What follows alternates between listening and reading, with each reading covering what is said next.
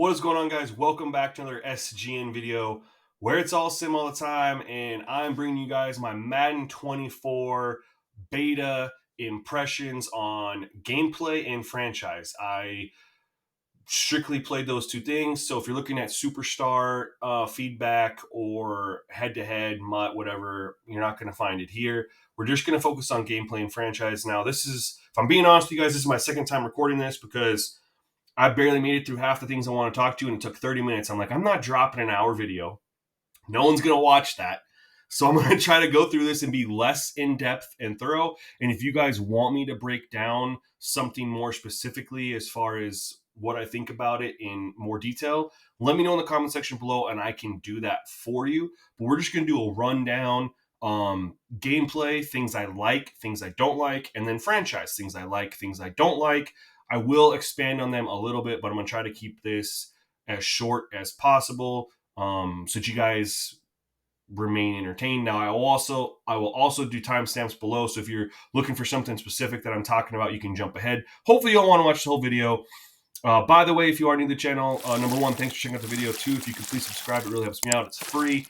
And I'm creeping up on 9,000 subscribers. I'd love to get there before Madden 24 launches. So that'd be fantastic and amazing. So if you don't mind doing that, that'd be amazing. Also, if you liked anything I had to say in this video, please smash that like button. It really helps me out. I appreciate it. Other than that, let's go ahead and jump into gameplay for Madden 24 with the beta. Now, before I go forward, I want to say, yes, I know the past couple years, the beta has played completely different than launch. So what's it really matter? Well, I have reached out and I was told that EA has no plans of changing the gameplay. They're going to clean up the bugs and glitches that were present in the game, in the beta, which there were plenty, but it's a beta, so it's expected. Fix some assignment issues, just pretty much clean it up, but they're not really going to change anything as far as gameplay is concerned, which overall has me super excited because the last couple Maddens, I've loved the beta and the gameplay, and then the game came out and it was completely different. I didn't like it as much. So hopefully what I was told stays true. So anyway, let's get started. First thing first, man, player movement is amazing. It feels so much better. The way that the players feel, their weight and momentum matters, and it just overall, man, it just feels so well done. It feels so much more realistic and lifelike. That's about all I can say. Like, it's one of those things that you have to play it and feel it in your hands to really know what I'm talking about. But just know, if you weren't able to play the Madden 24 beta, the player movement is phenomenal. If you were able to play it, you're probably shaking your head like, yeah, dude, it felt great. Tackling. This is one that when I dropped my speculation video on Madden 24, I said that I didn't think tackling was really going to be too much. I couldn't have been more wrong, man. Tackling is incredible. Way more animations. I'm not continually seeing the same animation over and over and over again. I'm seeing a ton of new animations, which are also triggering when it makes sense. I'm not seeing a lot of tackling that triggers and I'm like, why did that not make sense? I'm also seeing the same animation sometimes trigger and you're able to break out of it. Like, so it's not like a tackle always triggers and it's always a tackle. There's times you can break off of it or fall forward a little bit, or you don't fall forward. So there's lots of variances in how these tackles occur, but there's so many new animations. I love it. On top of that, going back to the player movement, weight mattering, it matters for tackling. So no more will you have your little running back that you just literally hand it off to and a defensive player's in the backfield and the running back just shrugs him off like he was, like a 10-year-old kid trying to tackle him. That doesn't happen anymore, thank goodness. So that's amazing. Wide receiver DB interactions, massive improvement, especially with the fact that DBs now have to track the football to make a play on it.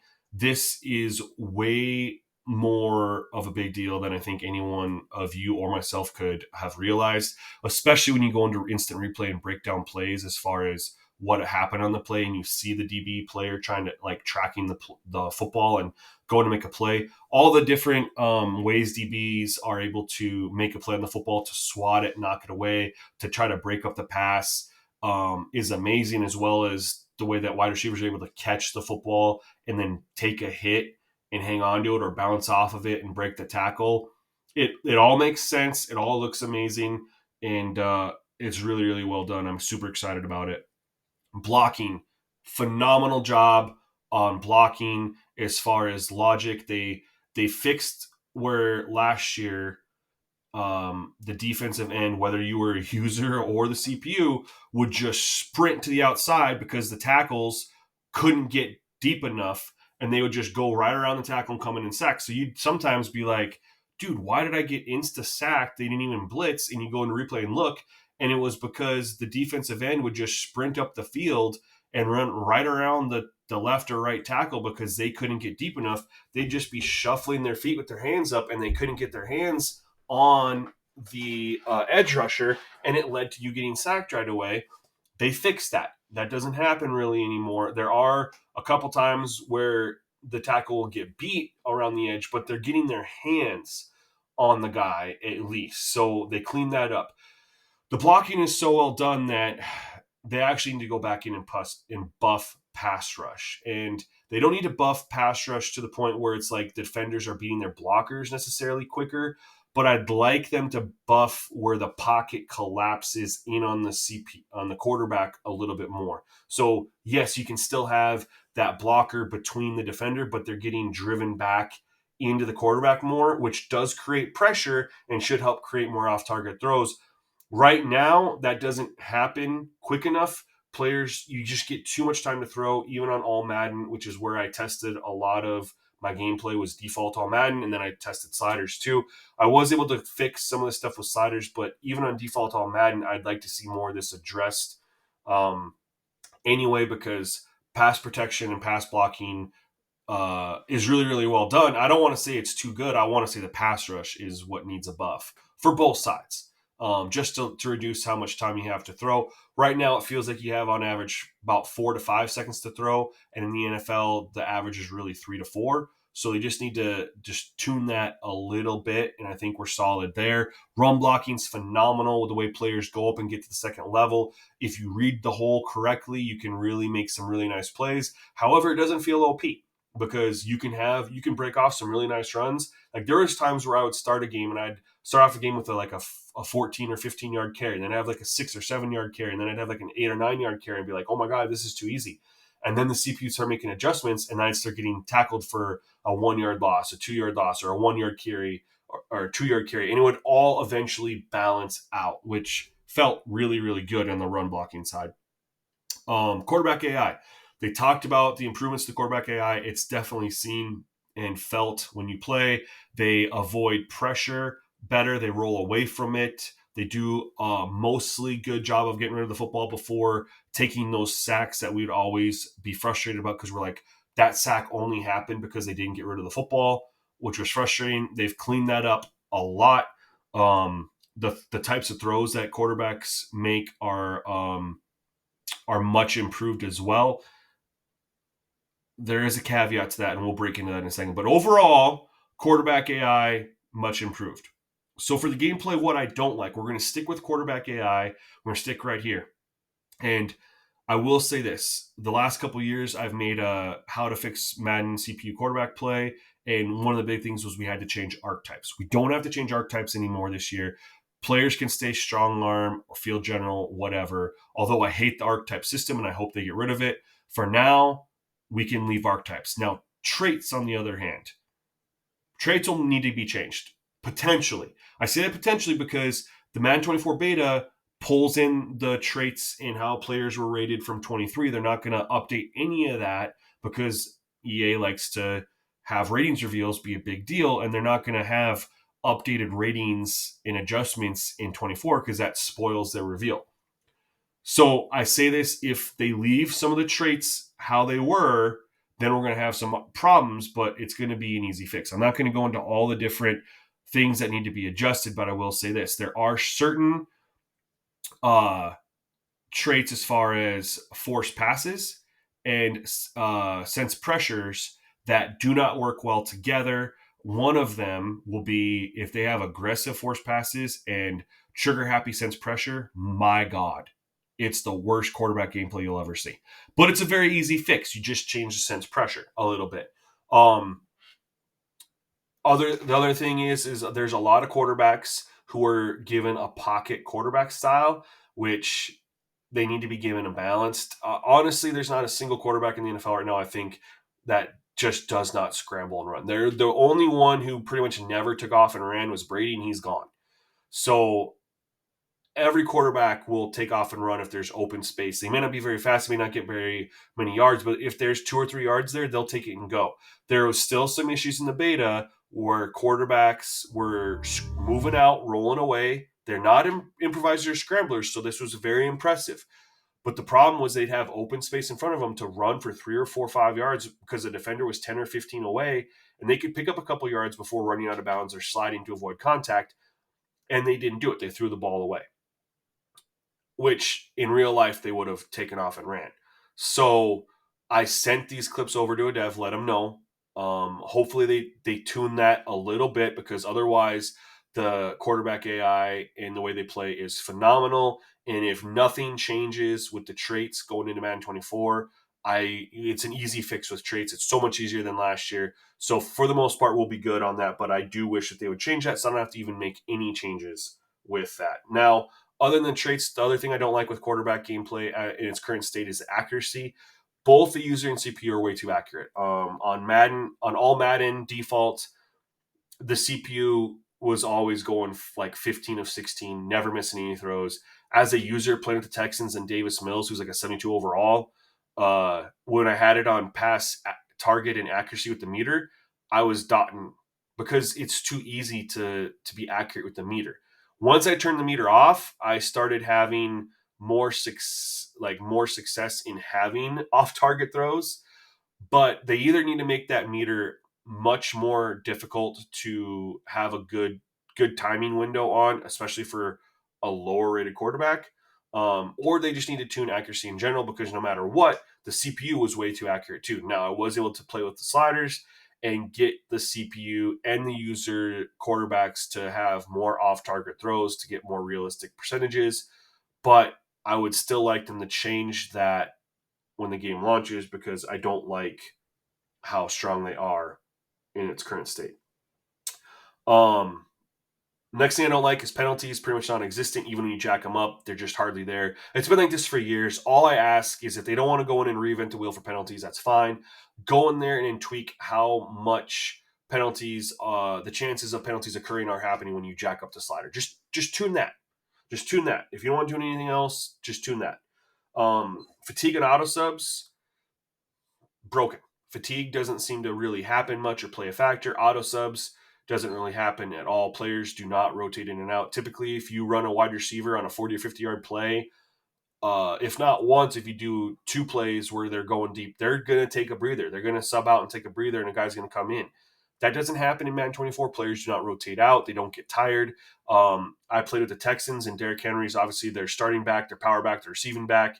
And going in the second quarter, he had like 20 touches between catching the ball and running the ball, because the spellback never came in, even when he had big runs or ran it 3 or 4 times in a row. The spellback never comes in for both the user and the CPU. So I let the devs know, hey, this needs to be looked at. You need to tweak fatigue, or you need to tweak auto subs, because otherwise players are going to have running backs with 40 attempts a game. Like, it's not realistic. Wide receivers need to rotate in and out. Running backs need to rotate in and out, especially with the NFL switching to this more load management system. Edge rushers need to sub in and out more, as players are literally signed to just go in on pass down plays, and you have other guys that are in there for run down plays. Like, I know we can set the depth chart for that in Madden, but they still don't rotate as they should on the defensive side of football anyway. So we just need better fatigue impacts and auto subs in the gameplay. Code suggestions, completely broken right now. I was told they're aware of it and they're going to tune it a little bit, but I'm afraid what they're going to tune isn't still going to fix what's broken with it. So I'll tell you what's broken with it and why it's broken and why I don't think it's going to get fixed. Is that they added the ability now for offline to have the play call cooldown. Before, this was just an online only option. Now it's an offline option, which I think is phenomenal. So you set a play call cooldown. I typically on offense choose 10 plays. So I can't run the same offensive play until I've ran 10 other plays. And then I also have a limit that I'll call it 2 times in the same game. The problem is if you run a play and it's on a cooldown, it'll still pop up in your suggestions, except it's blacked out because it's on cooldown. Why in God's green earth is the coach suggesting a play that I can't even call? The problem is they don't in these playbooks select enough plays to pop in through a rotation, which is why you get the same 30 to 40 plays constantly suggested to you on both offense and defense. It's crazy. On defense, too, this is more prevalent on defense. They'll call the same cover 3, cover 2, cover 6 plays. There's hardly any blitzes. There's so many more exotic defensive looks and plays that are in these playbooks that aren't being suggested to you unless you actually go in and manually pick your play. But the coach never suggests that. They suggest the same basic crap over and over and over again. Same on offense. It's very frustrating because these playbooks have over 400, 500 plays. Why are we being limited to about 40, 50 plays? We're getting limited to about 10% of the playbook. No matter what, if we have play call cooldown turned on, we should never have a play that's on cooldown that we can't even call be suggested but blacked out. That should not happen. That needs to be addressed. That needs to be fixed. That's just, that screams lazy. That's all it does. That screams lazy. Then the next thing I don't like would be presentation and immersion. It's not exactly gameplay, but these things that you notice in gameplay. So obviously we've had the same commentary team for 8 years, man. To me, they're stale or boring. I hate hearing the same crap that I've been hearing since Madden 17, dude. Like, they don't have good chemistry together. You don't hear them. They don't work together on Sundays, number one. So having a duo that doesn't work together really sucks. They don't really have good they don't really mesh with each other very well. They don't complement each other very well. They don't the excitement on big plays, big hits, big anything isn't really there. It's the same. Brandon Gaudin tries, but it's just so fake. You know what I mean? It's not the same as like when Gus Johnson was our commentator, right? Or how Phil Simms broke down plays in instant replay. We don't get the play breakdowns in instant replay, which drives me crazy. They show the instant replay and they'll be like, "Oh yeah, he had a nice hole there," blah blah blah blah. But it was crazy because when we had Jim Nance and Phil Simms, like Simms would actually break down what was happening and why it happened on the play, and we don't get that anymore. So I'm just over the commentary team. They need to move on from it. The other thing I don't like for presentation is they used to have like CBS style presentation. So what you saw on Sundays from CBS, we pretty much had a replica of it in Madden. As far as going into the game, they showed Nance and Sims in their player, like in their scans, just coming in and talking. We had a sideline reporter and just the wipes, the stats that popped up, how they'd show the wide receiver running out, for a play, and it show his stats for either the week before, the season, the game, whatever. We don't really get that anymore. And then the instant replays aren't very realistic. I could talk forever on presentation, man. It's just, I understand gameplay is the most important thing, and I'm fine with it, but they need to make a leap next year in presentation because it sucks that we had a Madden 10 years ago that has superior presentation in every way possible than what we have now. You can't deny that. You can't go back and play Madden 25, Madden 15, or Madden 16 and look at that presentation, listen to the commentary, look at their instant replays, and claim that what we get now is better because it's not. Not only that, immersion. I really struggle. The crowd sucks. They don't play the stadium music, the NFL stadium music, like on kickoffs. We don't get that side view on kickoffs anymore, which is always really, really cool. We don't have the zoomed out view for field goals and extra points, which was also very cool, realistic. They got rid of all that stuff. Again, this is from Madden's from years ago, but I'm just saying they need to bring it back because this is immersion, right? Um, and so we don't have the crowd that we used to. The crowd's boring and bland. And then snow games, weather games in general are just poorly done. We used to have really good weather games, and in Madden 17 they made a switch, and our weather games took a massive hit, specifically snow. Now the snow piles up perfectly between every 10 yards. It's shoveled, the line clear. Like you always know where all the lines are. Like nothing ever gets full snow. The snow's barely falling down. There's no fog. There's no temperature adjustment for how the players look with the weather inclements and stuff. All these things we used to have. Go play a snow game in Madden 16 or before, and then go compare to what we've had the last 8 years, and you'll be like, why did they make this change? It's not nearly as good. So, anyways, let's hurry up and get going here on a franchise. What I like, mini games are back. They're fun. They're balanced. They're great. You get to do them in training camp, and then you get to do them every single week for your 3 developmental players. They're super fun. I'm glad they're back. Relocation upgrades are phenomenal. The fact that it happens right away is great. The one thing I wish they would change is all these new mascots and stuff with all these new jerseys, but they don't let us preview the jerseys before when we make our selection. We literally can go through and pick the team name, but because there's only one uniform option with a home, away, and alternate, you only get to see what the uniform looks like once you've made that selection. So before, when you could actually preview the uniform before you went forward, I wish they'd bring that back, because how that uniform looks may make or break my decision to continue forward. We still don't have any new stadiums, which sucks, but maybe we'll get that next year. Anyway, I like the new relocation improvements. Contract restructuring is phenomenal. We'll just leave it at that. Um, they gave us a lot more options to set up in our franchise, especially for offline, as far as you get your free agency. They gave us options with how many players you can give offers to in week 1, week 2, week 3. You get more, you get draft class difficulty, you get player, uh, what was it, player aggression difficulty, pace. There's so much more options. They added the play call cooldown. So they took a page out of 2K's playbook and just gave us way more options in how our franchise is set up, which giving players options is only a good thing. It's never a bad thing. So I love that they did that. Trade logic is definitely improved, which is good. And the extra 3 trade slots for making blockbuster trades is great. Obviously, they're limited to 3 players, 3 picks, but it's still something we couldn't do before. So I'm definitely a fan of that.